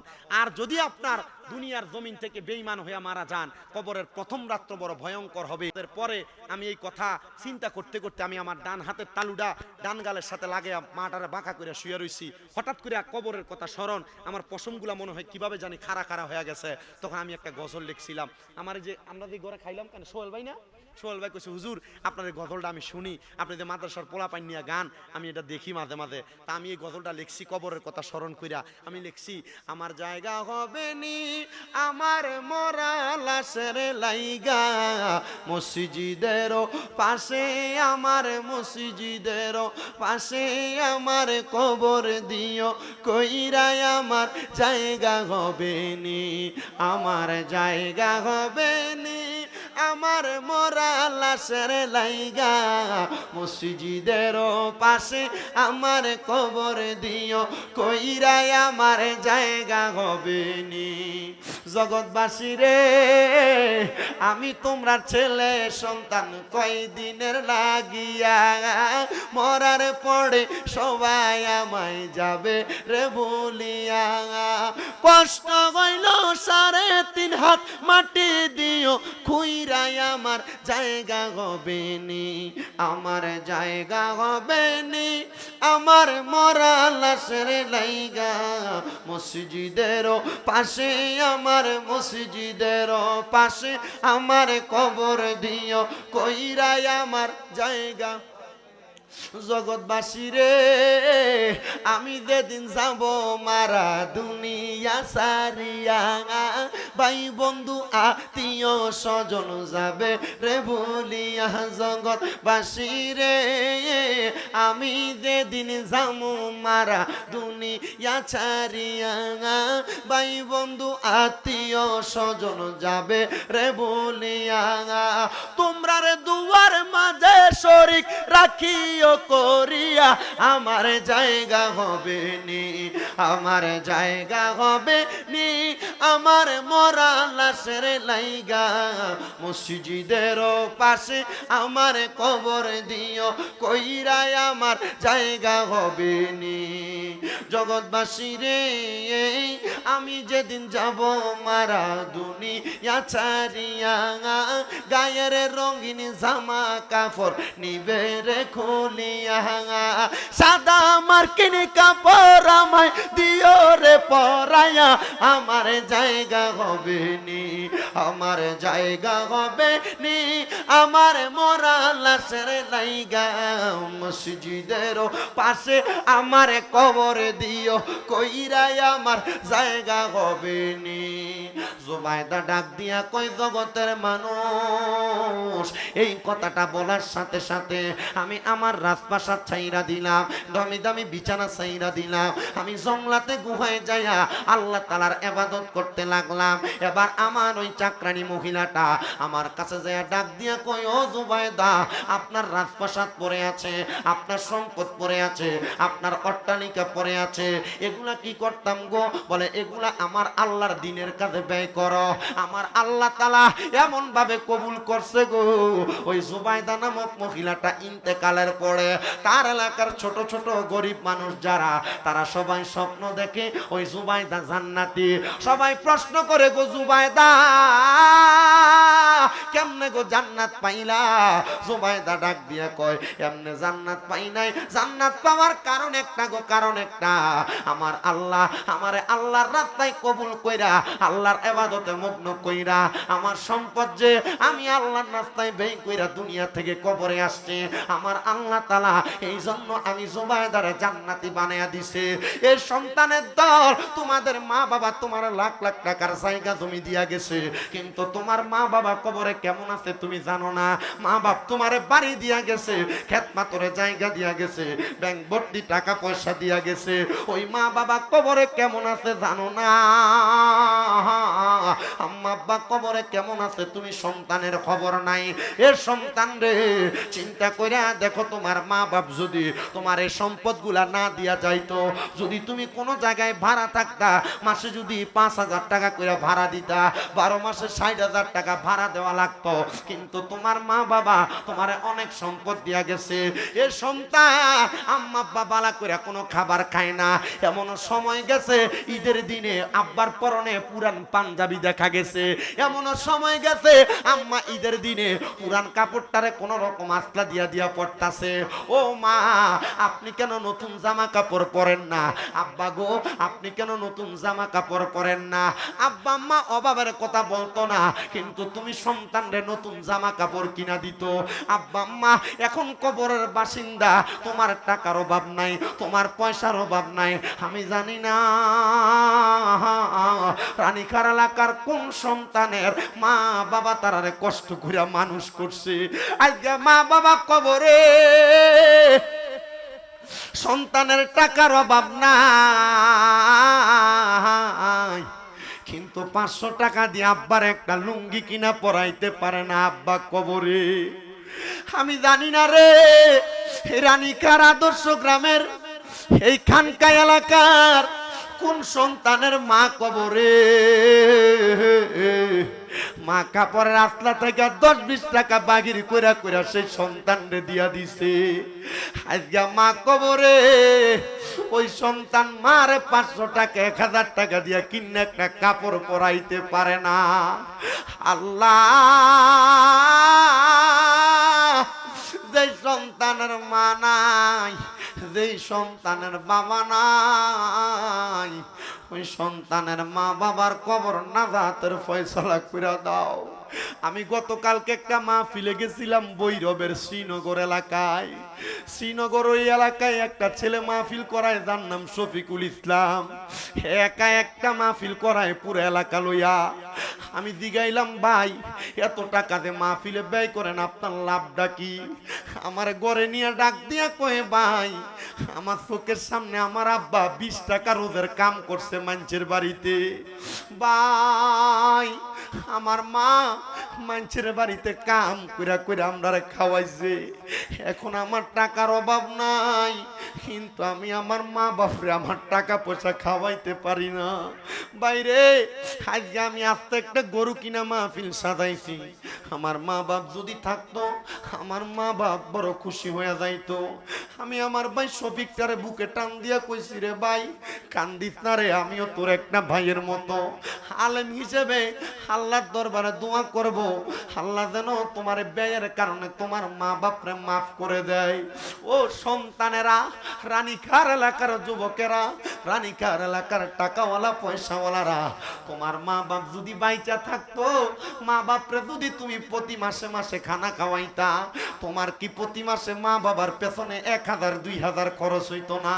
যদি 2000 টাকা করে খরচ হইতো, 12 মাসে 24,000 টাকা মারে দেওয়া লাগতো। এ সন্তান, মা বাপ যদি বাইচা থাকতো, অসুস্থ হয়ে পড়া থাকতো, মা বাপরে যদি তুমি মাসে 1000 টাকার ফল কিনা খাওয়াইতা, 12 মাসে 12,000 টাকা তোমার মার পেছনে লাগতো। এই মসজিদরা, এই খানকা শরীফ এবং মসজিদের এত সুন্দর জায়গা পড়ে আছে, কিন্তু কাজগুলা সম্পূর্ণ করতে পারে না। সন্তান রে, মা বাবার জায়গা জমির যদি মাসে 5,000 করে ভাড়া দিতা, 12 মাসে 60,000 টাকা ভাড়া লাগতো। একটা সন্তান নি দাঁড়ায় কইবা, হুজুর আমি আমার মা বাবার নামে 60,000 পারতাম না, এই মসজিদটার জন্য আমি 20,000 টাকা আল্লাহর হস্তে দান করে দিব। একটা সন্তান যদি দাঁড়াইয়া যাও, আমি তোমার জন্য খাস করে দোয়া করব, আল্লাহ যেন তোমার কামাই রুজিতে বরকত দেয়। 20,000 টাকা খানকা মসজিদের জন্য দেওয়ার মতো আছেন নাকি একটা সন্তান? আপনার জন্য খাস করে দোয়া করা হবে। আল্লাহর নবী বলে, আস-সাখিউ হাবিবুল্লাহ, দানকারী হলো আল্লাহর বন্ধু। আল্লাহর বন্ধু হওয়ার জন্য 20,000 টাকা দেওয়ার মতো একটা সন্তান চাই। একটা সন্তান হাত তুলবেন যে হুজুর আমার মা নাই, আমার বাবা নাই, আমি 20,000 টাকা মসজিদের জন্য দান করব। পারলে নগদ দিবেন, না পারলে 2 মাস পরে দিবেন, না পারলে 6 মাস পরে দিবেন, না পারলে 1 বছর পরে দিবেন, অসুবিধা নাই। 20,000 টাকা দেওয়ার মতো বারিন্দাটার কাজের লেগে 20,000 টাকা চাইছি। বারিন্দাটার কাজটা করতে আমার মনে হয় না বেশি টাকা লাগবো। একটা সন্তান যদি হাতটা বাড়ায় বলেন, বলে হুজুরটা যে যাইছি রে, তোমার কথা হৃদয় মাঝে পড়ছে বারে বারে, বাবা গো ও বাবা, বাবা গো ও বাবা, বাবা তুমি কেমন আছো ছোট মাটির ঘরে, তোমার কথা হৃদয় মাঝে পড়ছে বারে বারে। আল্লাহ, আমার সাদেক ভাইয়ের আব্বাজান কবরের বাসিন্দা, বাবা কবরে চলে গেছে। আমার সাদেক ভাইয়ের আব্বা নাই, আব্বার কথা স্মরণ কইরা সাদেক ভাই মসজিদের বারান্দার কাজের জন্য 20,000 টাকা দান করছে। ধন্য মায়ের ধন্য সন্তান। তখন আছে না নাই? মোতাল্লি সাহেবের নামটা কি তাও? না না, এটা উচিত কথা না কইলে হইতো না। মোহাম্মদ হেলাল কাজী সাহেব, আল্লাহ কবুল করো, মঞ্জুর করো। হেলাল কাজীর মা বাবা আসেনি মনে হয় নাই? আব্বা আম্মা নাই, আব্বাই আম্মা আছে যারা আল্লাহ অন্ধকার কয় বরে তাদেরকে রাই খেন গো আল্লাহ মায়ার নজরে। আল্লাহ মসজিদের সভা সম্মানিত মোতাল্লি জনাব হেলাল কাজী সাহেব উনি দান করে দিল 10-20 হাজার টাকা। আল্লাহ কবুল করো, মঞ্জুর করো। হেলাল কাজীর মনের আশা পূরণ করো, বংশের কবর আযাব মাফ করো, হায়াতের রিজিকে বরকত দাও। আল্লাহ হেলাল কাজী সাহেবরে মক্কা মদিনা না দেখে মরণের ডাক দিয়েন না। 3 নাম্বার আরেকটা দন্য মায়ের দন্য সন্তান 20,000 টাকা আল্লাহর হস্তে কোরবান করে দিব। আসেনি গো একটা সন্তান 20,000 টাকা আল্লাহর হস্তে দান করবেন মসজিদের লাগা। আরেকজন মারহাবা বড় ভাইয়ের নাম কি এটা নি নুরিশা হুজুর আপনার আব্বার মামতো ভাই নাকি? হ্যাঁ আমার কইছে। হ্যাঁ নাম কি? শেখ জোনায়েদ হোসেন। মারহাবা। জোনায়েদ বাগদাদি বড় একজন আল্লাহর ওলির নাম। আল্লাহ আল্লাহর ওলির মোহাব্বতে আমার শেখ জোনায়েদ ভাইরে কবুল করো। আম্মা আছে আব্বা নাই, ভালোবাসি তোমায় বাবা বুকটা যে যাইছি রে তোমার কথা হৃদয় মাঝে পড়ছে বারে বারে দরজাটা খুলতে খেয়ে যাই ধোকা বাবা বুঝি বলছে এলে নাকি খোকা বুকের ভিতরটা লড়ে চড়ে ওঠে সবাই আছে শুধু বাবা নেই শুধু বাবা নেই। আল্লাহ কবুল করো মঞ্জুর করো। শেখ জোনায়েদ সাহেব ওনার আব্বাজান কবরের বাসিন্দা, আব্বার জন্য দোয়া চাই, বংশের মানুষের কবর আযাব মাপ চাই, হায়াতের রিজিকে বরকত চাই, আম্মার হায়াতে বরকত চাই। আল্লাহ ভাইজানের দান করেছেন 20,000 টাকা। জোরে কোন মারহাবা। আস্তে আস্তে মারহাবা কয় টেহাও দেয় না, মারহাবা কয় না, জোরে কোন মারহাবা। আল্লাহ কবুল করো মঞ্জুর করো। আমার শেখ জুনায়েদ ভাইয়ের মনের আশা পূরণ করো, বংশের কবর আযাব মাফ করো, হায়াতের রিজিকে বরকত দাও, মনের নেক আশা পূরণ করো। আল্লাহ জানি না এ পাপী জবানের দোয়া কবুল করবা কিনা, তবে জবানটা দিয়া ঠোঁটটা দিয়া আল্লাহর কাবা ঘরের হাজরে আসওয়াদ পাথর 11 বার চুমা খাইছি। আল্লাহ ঠোঁটগুলার উসিলায় হাজরে আসওয়াদের উসিলায় যার জন্য দোয়া করতেছি প্রত্যেকের দোয়া কবুল করো কোন আমিন। এরপরে 4 নাম্বার আরেকটা ধন্য মায়ের ধন্য সন্তান চাই। দামি বিল্ডিং বানাইলা, দামি ঘর বানাইলা, আব্বারে কবরে যাওয়ার পর যদি আমার আল্লাহ তাআলা প্রশ্ন করে আমার ঘর মসজিদটা ভাঙ্গা ফইরা রইছে, মসজিদের বারান্দাটা ভাঙ্গা ফইরা রইছে, তুই দামি বিল্ডিং এ ঘুমাইছো, আমার ঘর মসজিদ বালা বানাইছো না, তোরে আমি জান্নাত দিতাম না। আল্লাহর কাছে আপনার আমার কোনো জবাব নাই। আসেননি 4 নাম্বার আরেকজন কমনির ভাই কোনটা এটা আপনি দিবেন? মারহাবা কোন মারহাবা। 4টা বড় মোহাব্বত, সিদ্দিক, ফারুক, উসমান, হায়দার, 4 জন সাহাবা সবচেয়ে বেহতার, কারণ তাদের হৃদয়ে আছে আল্লাহর পয়গম্বর। নারে তাকবীর আল্লাহু আকবার, নারে তাকবীর আল্লাহু আকবার, নারে রিসালাত ইয়া রাসূলুল্লাহ। আল্লাহ কবুল করে মঞ্জুর করো। আমার মনিরুল ইসলাম ভাই উনি দান করে দিবে 20,000 টাকা। জোরে বলি মারহাবা। আল্লাহ আমার মনির ভাইয়ের বংশের কবর আযাব মাফ করো, কামাই রুজিতে বরকত দাও। আল্লাহ আমার মনির ভাই তোমার ঘর মসজিদের জন্য করে 20,000 টাকা জমা। আল্লাহ তুমি কইরো তার বংশের কবর আযাব ক্ষমা। আল্লাহ আমার মনির ভাই যে আশা করে দান করছে আশা পূরণ করো। শেষ বালাদার সব বালাদার 5 নাম্বার আর 20,000 টাকা আল্লাহর রাস্তে দান করবেন। এই 5টা বড় মোহাব্বত ওয়ালা ও মন ভাই পাকেতে পাঞ্জাতন নিরাকারে নিরঞ্জন, এক বস্তুতে 2 রকম বুঝায়। শরীয়তের সতেক নাম, তরিকতের নাই মুকাম, হাকিকত বুঝিলে মারফত পাইরে মন পাগলা মনুরায়। ও তুই ডুব দিলি না পাকে দরিয়ায়, ও তুই ডুব দিলি না সুপ খাইলি না এসকের দরিয়ায় রে মন পাগলা মনুরায়। ও তুই ডুব দিলি না পাকে দরিয়ায়। ফাঁক পাঞ্জাতনের মোহাব্বতে আসেননি 5 নাম্বারে 20,000 টাকা দিবেন। ধন্য মায়ের ধন্য সন্তান, ধন্য বাবার ধন্য সন্তান। 5 নাম্বার 20,000 টাকা দেনেওয়ালা। আমি জানি এই রানীখার এলাকায় বহু টাকাওয়ালা পয়সাওয়ালা আছে। আব্বাজি পাক পাঞ্জাতনে ভালোবাসবা। আমার নবী কয় আমার পাক পাঞ্জাতন আহলে বায়াত হইল নুহু নবীর নৌকার মতো। নুহু নবীর নৌকাতে নবীর যেই উম্মতেরা উঠছে তারা বাচ্চা গেছে। আপনি যদি পাক পাঞ্জাতনে ভালোবাসে 20,000 টাকা দান করেন, হয়তো আল্লাহ পাক পাঞ্জাতনের উসিলা আপনারা মাফ করে দিব। আসেননি 5 নাম্বার। আব্বা এখন না পারলে 2 মাস পরে, 6 মাস পরে, 1 বছর পরে দিয়ে অসুবিধা নেই, সমস্যা আছে নি কোনো? 1 বছর পরে দিও, বাহি আনবেন। যদি বাহি না দেয় শেখ জোনায়েদ বাইরে কইবেন, এবারে কইয়ে দিব, বাহি দিয়ে দিব। আসেনিও 20,000 টাকা দিবেন একজন। ইবালি মালুক কই? আচ্ছা আল্লাহ কবুল করক। আরে 20,000 টাকা দরকার। আমার সুয়েল ভাইটা কো, সুয়েল ভাইটারে যদি আনতেন দুইটা 20,000 টাকা লইতাম বেটার থেকে। আসেনিও বেটা টাক দিয়া নেন, আল্লাহর ঘর মসজিদে লেগে 20,000 টাকা দিয়া লাইব। নাই এমন বলে হুজুর আমরা দুই ভাই, আমি 10,000 আমার ওই ভাই 10,000, আমরা দুই ভাই মিললে 20,000 দেব, এমন নাই কেউ? আসেনি কেউ? কোন না ও মনোবাই আমার নবী যে সিন্ধু কইয়া মারফতের তালা দিয়া হাসান হুসাইন রাখছে ডাইনে বাই, মা ফাতেমা শিকল হইয়া তালাটা রাখছে আটকাইয়া, সাবি নিছে আলী মর্তুজাই রে মনো পাগলা মনোরাই, ও তুই ডুব দিলি না পাকে দরিয়াই। 20,000 টাকা দেওয়ার মতো 5 নাম্বার নাইও। একটা সন্তান সম্পদওয়ালা টাকাওয়ালা 20,000 বাদ দিলাম, বলে হুজুর আমি 20,000 দিলাম, কেটা দিব 20,000? ওই লাইন 20,000 বাদ দিলাম, ফাইলে এর পরে লমুনে এলাকার প্রবাসীর বউরা যারা আছেন, এ মা আল্লাহর ঘর মসজিদের কামে আপনি মহিলা 20,000 টাকা দিয়ে কি শরীক হইতে পারেন না? আছে বহু মহিলারা, এগুলো তাড়াতাড়ি নিয়ত করো, দেখবে এই নিয়তের কারণে আল্লাহ তাআলা তাদের সন্তান হয় না সন্তান দিব, বিপদ যায় না বিপদ কাটাইবো, রোগ যায় না রোগ কাটাইবো। আসেননি কোনো মা 20,000 টাকার খবর ফাটাইবেন, একটা খাতা কলম দিয়া মহিলার কাছে ফাটান, একজন রে মহিলারা বেশি দান করে, কারণ এদের রানিখার যাইছি দেখছি বেড়াইতে থেকে বেরিয়েতে বেশি দান করে। তন্তর এই গতবার যে কনফারেন্সের ভিতরে কালেকশন করলাম, দেখলাম বেড়াইতে থেকে বেশি বেরিয়েতে কালেকশন টাকা পয়সা দেয়, তো এর লাগে একটু বেশি করে বেরিয়েতে থেকে যান, এটা খাতা কলম পাঠান মহিলার কাছে। আব্বাজি 10,000 টাকা দিব, 10,000 এই মসজিদের বারান্দার কাজের জন্য 1 নাম্বার। হুজুর আমি 10,000 টাকা আল্লাহর হস্তে, আপনি যদি মাসে 1,000 করে জমান আল্লাহর ঘরের জন্য, আপনার 12 মাসে 12,000 টাকা হইব। হুজুর আমি 1,000 টাকা করে জমাইয়া 10,000 টাকা আল্লাহর ঘরে দেব। 1 নাম্বার কে দিব 10,000 টাকা?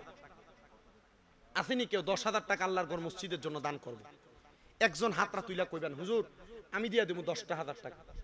নাইও কেউ 10,000 দেওয়ার মতো। 10,000 আল্লাহর ঘর মসজিদের জন্য চাইছে, মসজিদের বারান্দাটা, কারণ মসজিদ তালা দিয়া লাইলে বারান্দাতে নামাজ। কোন ভাইয়ের বংশের কবর আযাব মাফ করো, হায়াতের রিজিকে বরকত দাও, কামাই রুজির মধ্যে বরকত দান করো। আল্লাহ তুমি জানো তোমার বান্দা কি আশা কইরা তোমার ঘরে করে জমা, আল্লাহ তুমি তার বংশের কবর আযাব কইরো ক্ষমা, মনের আশা পূরণ কইরা, জীবনের গুনাহ মাফ কইরা, হায়াতের রিজিকে বরকত দিও। বাবা 10,000 পারবেন না, 5,000 দেওয়ার মতো আসেননি আরেকজন?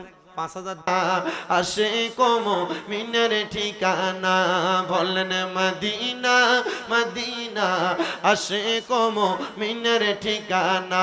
হাইরে দিদার চেয়ে কাঁদো তোমরা, দিদার চেয়ে কাঁদো তোমরা, হও না নবীর দিওয়ানা, মদিনা মদিনা, আসে কম মিনের ঠিকানা, বললেন মদিনা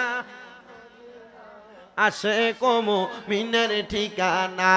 বাবা জালালউদ্দিন সৈয়দী 75 বার দেখল নবীজি, এতবার দেখিও নবী তৃপ্তি তাগার হলো না, মদিনা মদিনা, আসে কমো মিনের ঠিকানা, বলেন মদিনা মদিনা, আসে কমো মিনের ঠিকানা।